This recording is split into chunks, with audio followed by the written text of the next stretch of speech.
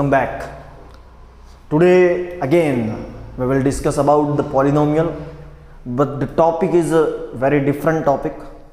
The topic name division of polynomial. Simple भाषा में हमें पॉलिनोमियल को पॉलिनोमियल से डिवीजन करना है, और डिवीजन में पॉलिनोमियल छोड़ दीजिए. शुरुआत में यदि पॉलिनोमियल की बात नहीं की, केवल डिवीजन की बात की, तो डिवीजन में क्या क्या होता है यह आपको मालूम होना चाहिए. मैं ज़्यादा स्टेप, अरेंजमेंट, प्रोसीजर कुछ लिख के देने वाला नहीं हूँ. खाली मैं केवल डिवीजन के ऊपर बात करूँगा कि एक्चुअली डिवीजन में क्या क्या फंडे होते हैं और किस प्रकार से वो फंडे इस्तेमाल करना पड़ते हैं.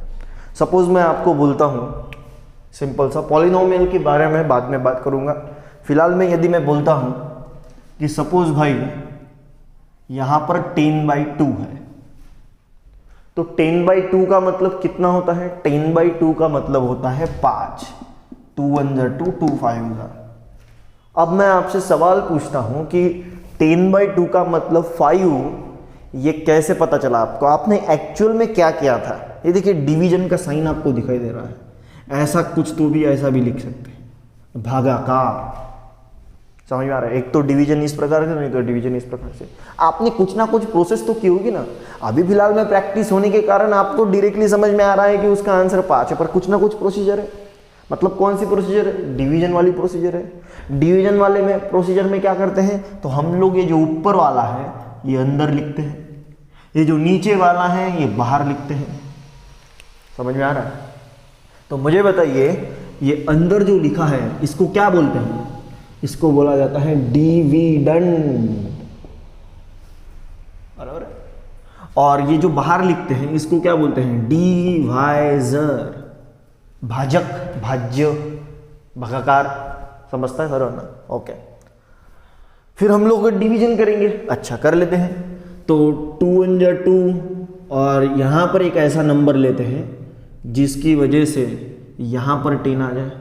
मतलब एक नंबर ऐसा जिसके मल्टीप्लिकेशन यदि इस नंबर के साथ करेंगे तो यहाँ पर 10 आ जाए. तो यहाँ पर सीधा आपको पता चलता है कि यहाँ पर 5 लेना है, तो 2 5 10 बोलते हैं. फिर डिवीजन में सब्ट्रैक्शन होता है, फिर यहाँ पर रिमाइंडर 0 0 लिखते हैं. रिमाइंडर बोला ना मैंने, जो सबसे लास्ट वाला होता है वो क्या होता है? रिमाइंडर. वो सबसे लास्ट वाला जो होता है वो रिमाइंडर होता है. और ये जो ऊपर वाला आपको दिख रहा है इसको क्या बोलते हैं हम लोग? कोशेंट. यस, यहाँ पर लिखेंगे कोशेंट. मतलब डिवीजन में किन किन बातों का ख्याल आपको रखना पड़ेगा. तो यहाँ पर एक डिवाइजर है, सबसे पहले डिविडेंड और डिवाइजर. और जब आप लोग डिवीजन करेंगे तो आपको क्या मिलेगा? ज़्यादा रिमाइंडर मिलेगा और कोशेंट भी मिलेगा. तो डिवीजन यानी सिंपल यही तरीका है. पर लेकिन अभी तक आपने जो डिवीजन देखी है, ये डिवीजन आप लोगों ने नंबर्स के फॉर्म में देखी है. अभी यही डिवीजन आप लोगों को पॉलिनोमियल्स के फॉर्म में देखनी है. पॉलिनोमियल्स के फॉर्म में देखेंगे यही डिवीजन को. अच्छा, पॉलिनोमियल सीखे हैं. पहला लीनियर पॉलिनोमियल, दूसरा क्वाड्रेटिक पॉलिनोमियल, तीसरा क्यूबिक पॉलिनोमियल, चौथा भी एक क्लासिफाई किया था बाय क्वाड्रेटिक पॉलिनोमियल जिसका पावर 4 होता है. पर लेकिन ये जो पॉलिनोमियल है ये किस ऑर्डर में होते हैं, इनका अरेंजमेंट कैसे होता है? हम लोग ऐसा बोल सकते हैं कि हाईएस्ट टू लोएस्ट. यदि मैं क्वाड्रेटिक पॉलिनोमियल की बात करता हूं तो ये आपको दिख रहा है ax² + bx + c. माने देखिए सबसे बड़ा वाला पहले, फिर छोटा. x का कोएफिशिएंट की बात कर रहा हूं, x दिख रहा है, x का पावर की बात कर रहा हूं, कोएफिशिएंट नहीं, x के पावर की बात कर रहे हैं हम लोग. यहाँ पर x का पावर 2 है, यहाँ पर x का पावर कुछ भी नहीं माने 1 है, और यहाँ पर x का पावर नहीं है, मतलब x का पावर कितना है? 0 है. मतलब यहाँ पर पॉलिनोमियल को लिखना है तो हमेशा याद रखो कि एक क्या बोलेंगे इसको, डिसेंडिंग ऑर्डर में लिखना पड़ता है. सबसे पहले बड़ा वाला, फिर उससे छोटा, फिर उससे छोटा. तो पॉलिनोमियल को किस प्रकार से लिखते हैं ये आपको समझा है. ठीक है, तो अब मैं सीधा सीधा इसी डिवीजन को पॉलिनोमियल फॉर्म में इस्तेमाल करने वाला हूँ. शुरुआती दौर में जो भी हमारे बेसिक प्रॉब्लम रहेंगे या फिर जो पहले के प्रॉब्लम रहेंगे, इसको हम लोग पूरा इन डिटेल बाय स्टेप पढ़ेंगे और अच्छे से आपको समझाने का प्रयास करेंगे। ये मैं यहाँ पर लिख के रखता हूँ डिवाइज़र। आपको मालूम होना चाहिए कि डिवीजन में क्या क्या होता है, dividend, divisor, quotient and remainder. Okay, मैं क्वेश्चन के ऊपर आता हूँ। पहले क्वेश्चन की बात करूँगा। इफ डिवाइज़र क्वेश्चन नंबर 1, सीधा मैंने क्वेश्चन नंबर 1 लिया है, मैं ज़्यादा डिस्क्रिप्शन प्रोसीजर नहीं लिख के देने वाला, सीधा क्वेश्चन के ऊपर। तो if a divisor is x square plus 1 minus x and dividend is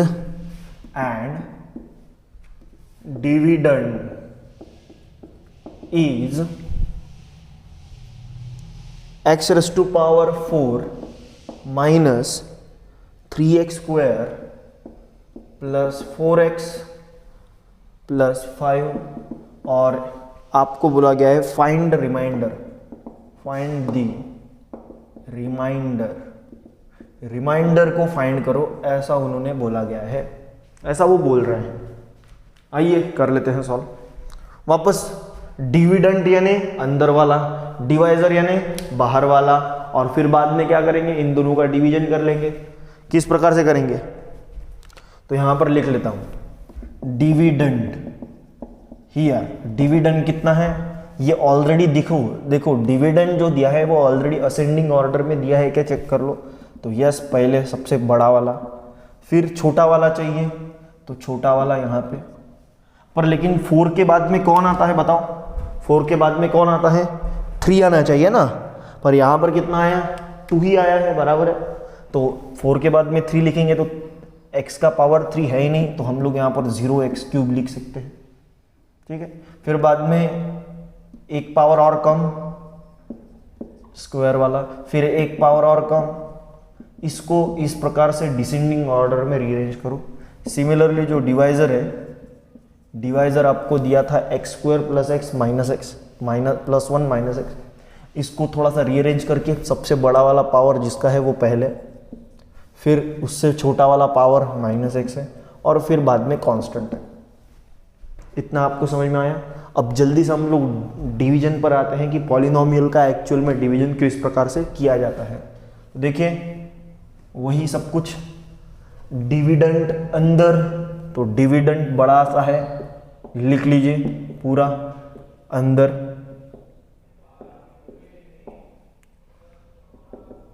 okay. फिर बाद में बाहर डिवाइजर है, तो बाहर हम लोग डिवाइजर लिखेंगे, ओके।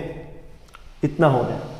अब हमेशा याद रखिए जब भी हम लोग डिवीजन करेंगे, डिवीजन ऑफ अ पॉलिनोमियल, तो शुरुआत वाला जो पहला वाला टर्म होता है उस पर फोकस आपका होना चाहिए। शुरुआत वाला जो, हमेशा याद रखो जब भी आप लोग डिवीजन करेंगे तो शुरुआत वाला जो होता है उस पर फोकस आप लोग कीजिए। ये आपको समझ में आ गया होगा। ये मैं मिटा देता हूँ थोड़ा सा।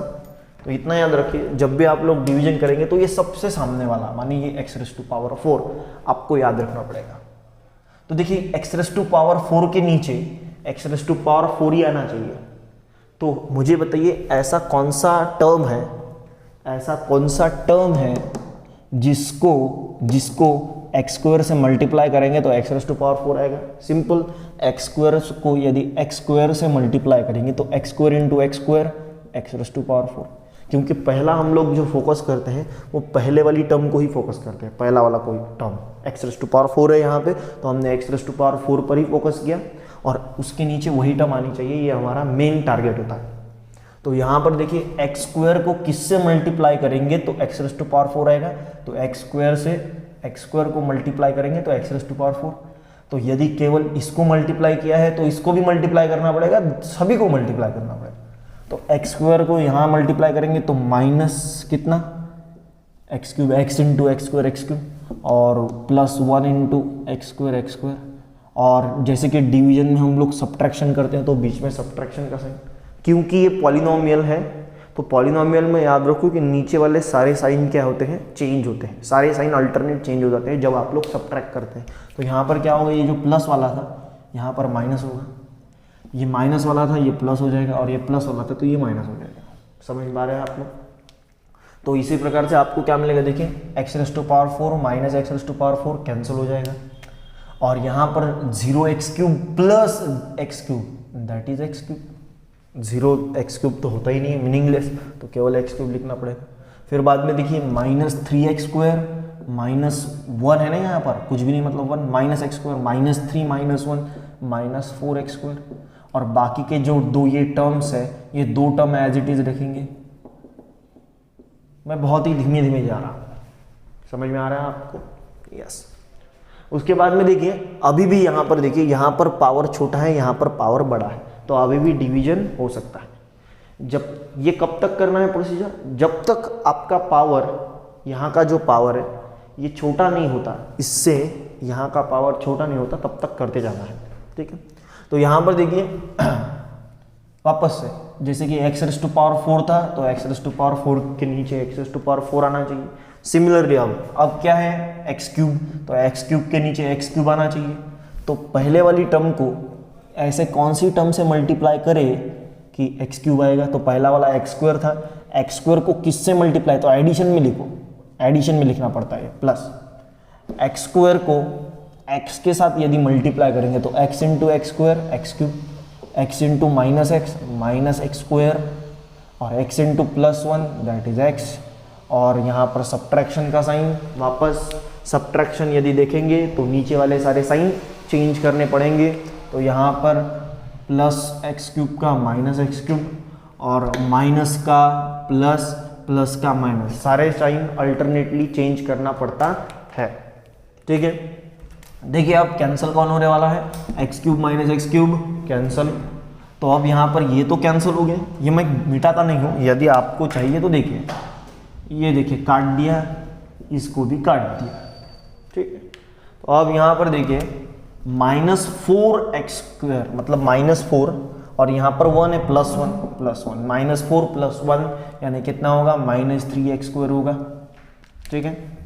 फिर बाद में देखिए +4, ये -1 हो जाएगा, 4 - 1 दैट इज 3x, और फिर बाद में 5 एज इट इज नीचे देना पड़ेगा। समझ में आ रहा है आपको? ओके, आई थिंक समझ में आ रहा है आपको। अब देखिए, अब आते हैं, अब यहाँ पर ये जो है इसका हाईएस्ट पावर, और ये जो पॉलिनोमियल है रिमाइंडर में इसका पॉलिनोमियल, इसका हाईएस्ट पावर दोनों सेम है, ये कम होना चाहिए। ये यदि कम नहीं है तो अभी भी डिवीजन जारी है। जैसे ही इसका पावर कम हो गया इस वाले से, तो हम लोग डिवीजन खत्म कर देते हैं। समझ में आ रहा है आपको? तो यहाँ पर अभी भी डिवीजन जारी रहेगा, क्योंकि यहाँ पर x² है और यहाँ पर भी x² है, डिवीजन बनेगा। पर लेकिन जैसे कि मैंने बात की कि -3x² ऊपर है, तो नीचे भी कितना आना चाहिए, -3x²। जैसे कि x⁴ था, नीचे भी x⁴ आना चाहिए। x³ था, नीचे भी x³ आना चाहिए। ये आना क्यों चाहिए? क्योंकि ये कैंसलेशन पॉइंट ऑफ व्यू से आपको आगे आगे बढ़ाना है, ठीक है। तो यहाँ पर देखें कि -3x² ऊपर है, तो नीचे भी -3x² आना चाहिए। तो मुझे बताओ x² को ऐसे कौन से टर्म के साथ मल्टीप्लाई करेंगे कि -3x² आएगा? x² तो ऑलरेडी है, केवल इसको यदि -3 दे दिया तो मैं -3 से सीधा सीधा मल्टीप्लाई कर देता हूँ। यदि मैंने -3 से सीधा मल्टीप्लाई कर दिया, -3 into x², -3x², -3 into -x, तो माइनस माइनस प्लस हो जाएगा पहले, और 3 इंटू x 3x हो जाएगा, बराबर है। और फिर -3 से यहाँ पर मल्टीप्लाई करेंगे, -3 इंटू 1 -3, और वापस से सब्ट्रैक्शन, बराबर है। जैसे ही सब्ट्रैक्शन करेंगे वापस से साइन चेंज होंगे, यानी माइनस का साइन प्लस, प्लस का साइन माइनस, माइनस का साइन प्लस। तो यहाँ पर आप देख सकते हैं कि देखिए -3x² प्लस 3x² कैंसिल हो जाएंगे। अब यहाँ पर हमारी गलती नहीं है, पर लेकिन ऑटोमेटिकली 3x और -3x भी कैंसिल हो गए। तो रिमाइंडर में कितना बचा, 5 + 3 इतना बचा, मतलब रिमाइंडर में कितना बचा, 8। अब इसके बाद में इसका पावर जो है ये 2 है, और इसका पावर 0, यहाँ पर x ही नहीं है तो इसका पावर 0 है, मतलब ये छोटा आ गया। यदि ये छोटा है तो अब डिवीजन होना पॉसिबल नहीं है। तो ये क्या हो गया, ये हमारा रिमाइंडर हो गया हमारा, जैसे कि हमने बात की। ये क्या हो गया, ये हो गया कोशेंट, ये डिविडेंट जो कि दिया था, और ये भी हमें दिया था डिवाइजर। और आपको बोला गया था फाइंड द रिमाइंडर, तो देयरफॉर द रिमाइंडर इज कितना 8। रिमाइंडर कितना मिला 8। I think division of a polynomial इससे पहले आपने सीखा है, पर लेकिन फाउंडेशन कोर्स में इसका अलग महत्व होता है, क्योंकि कई बार ऐसा होता है कि आगे जब हम लोग अगली क्लास में जाते हैं तब पीछे वाला थोड़ा सा भूल जाते हैं। तो रिकॉलिंग के लिए ये डिवीजन प्रोसेस याद रखिए, इसको बार बार आपको दोहराना भी पड़ सकता है। ठीक है, मैं तुरंत नेक्स्ट क्वेश्चन के ऊपर आता हूँ और जल्दी से नेक्स्ट क्वेश्चन के ऊपर भी मैं बात करूँगा। ठीक है, ये हो गया होगा आपका, एक बार लिख लीजिए पॉज करके वीडियो को, मैं जल्दी से नेक्स्ट प्रॉब्लम आपको सिखाने वाला हूँ। ठीक है, आई थिंक आपको कंसेप्ट समझा होगा कि एक्चुअली कंसेप्ट किस प्रकार से याद रखना है और क्या महत्व है आपके जीवन में इसका। नेक्स्ट प्रॉब्लम तुरंत आपके सामने डिस्कस करूंगा। ये फाउंडेशन की सीरीज जो है ये काफ़ी महत्वपूर्ण सीरीज मानी गई है। 11 से पहले मेरा ख्याल है कि आप लोग फाउंडेशन की सीरीज़ को जो भी हमने जारी की है हमारे ऑनलाइन चैनल पर भी है और साथ में हमारे ऐप में भी है, तो इसको ज़रूर देखें। या फिर 11 की भी बैच आपने लगाई है तो पैरेलली देखो, फाउंडेशन प्लस 11th दोनों पैरेलली देखो, साइमल्टेनियसली देखो, ताकि आपको पूरे डाउट्स क्लियर हो जाए। ठीक है, ओके, देन बात करेंगे क्वेश्चन नंबर 2 के ऊपर। यहाँ पर बोला गया है divides 6x cube -26x -21 plus x square by 7 plus 3x। ये थोड़े से पॉलिनोमियल उन्होंने देते समय जानबूझ के अल्टरनेट करके एक टर्म्स दिया है। केवल आपको रीअरेंज पॉलिनोमियल को करना ज़रूरी है, अरेंजमेंट ऑफ अ पॉलिनोमियल।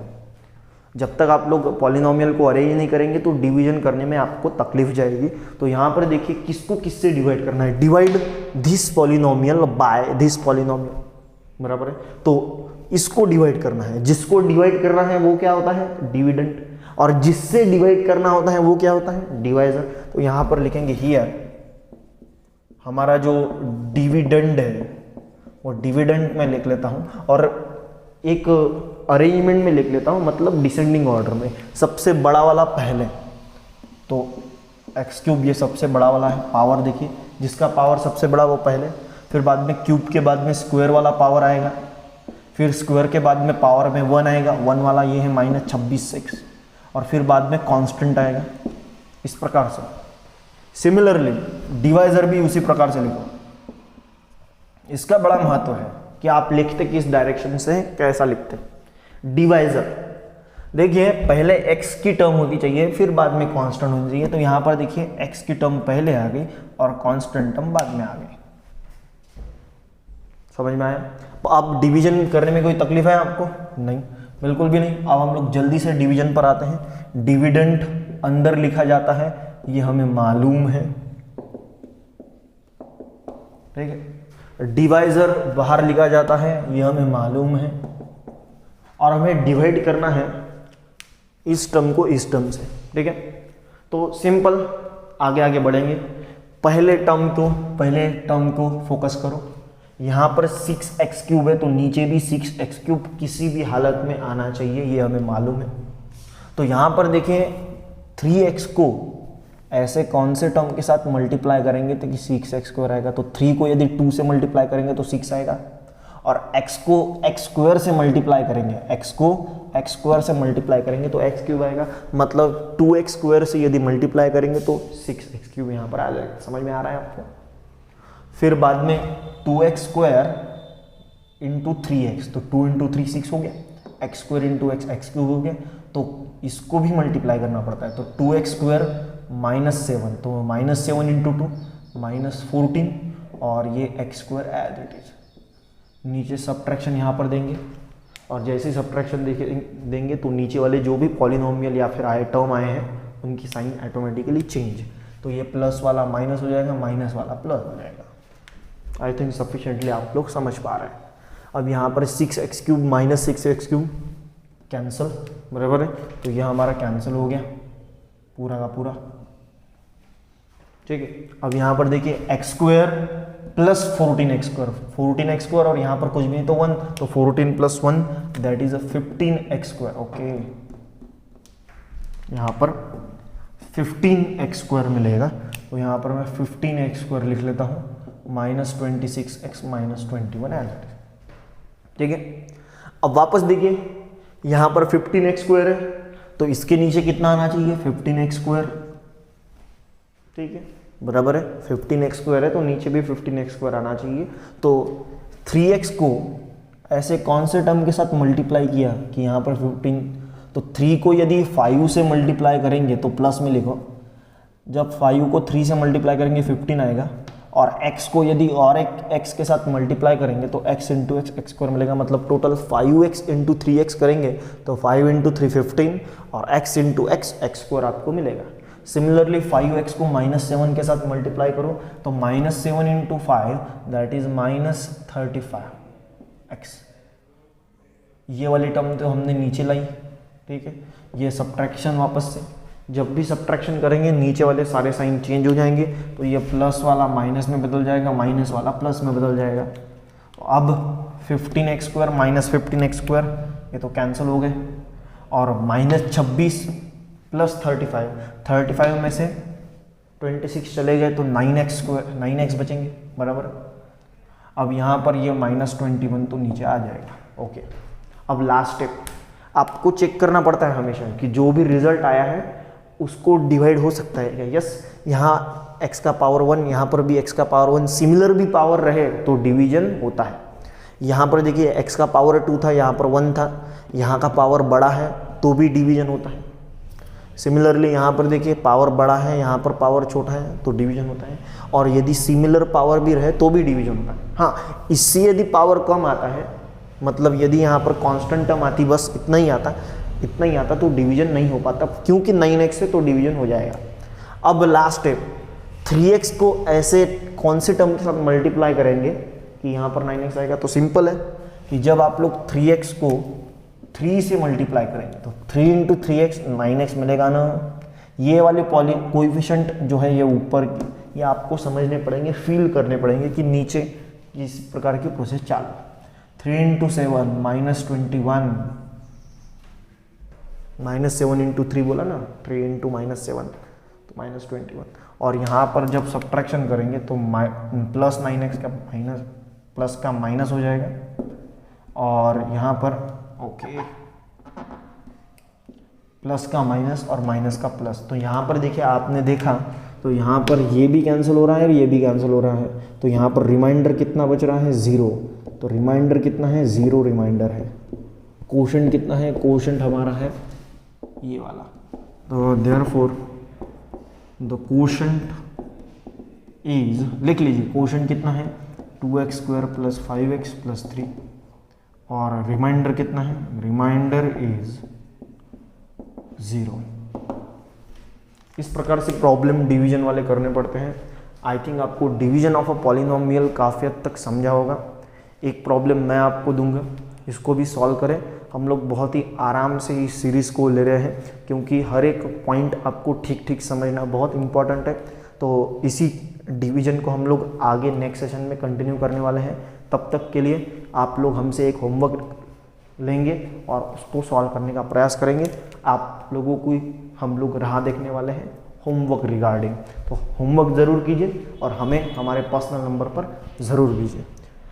अभी तक आप लोग कनेक्ट नहीं हुए हैं और कनेक्ट होना चाहते हैं एकेडमी के साथ, तो डिस्क्रिप्शन बॉक्स में नंबर दिया है, उस पर जाइए, तुरंत फ़ोन लगाइए और आपका रजिस्ट्रेशन बुक कर दीजिए। ठीक है, हमारी 11 की क्लासेस सेकंड बैच यहाँ पर चालू हो गई है 1 जुलाई से ही। तो जिसको अच्छा लग रहा है, जो ज्वाइन होना चाह रहा है, वो जल्दी से यहाँ पर कमेंट करके या फिर डिस्क्रिप्शन बॉक्स में मोबाइल नंबर है, फ़ोन लगाकर आ सकता है।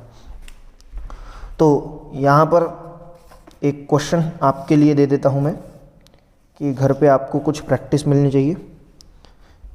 क्वेश्चन होमवर्क वाला, if f of x is divided by g of x, मतलब देखिए एफ ऑफ एक्स को डिवाइड करना है जी ऑफ एक्स से, तो एफ ऑफ एक्स कौन बन गया, एफ ऑफ एक्स बन गया डिविडेंड और जी ऑफ एक्स क्या बन गया, डिवाइजर। फाइंड द रिमाइंडर, आपको निकालना है रिमाइंडर क्या है इसका, फाइंड द रिमाइंडर। और उन्होंने क्वेश्चन में एफ ऑफ एक्स कितना दिया है, तो एफ ऑफ एक्स उन्होंने दिया x raise to power 4 minus 5x plus 6 और जी ऑफ एक्स उन्होंने दिया है माइनस एक्स स्क्वायर प्लस 2 और आपको इनका डिवीजन करना है। तो जल्दी से होमवर्क लिखें, हम लोग आपकी राह देखेंगे। तब तक के लिए थैंक यू वेरी मच, दुआओं में याद रखना। नेक्स्ट सेशन में इसी को कंटिन्यू करने वाला है।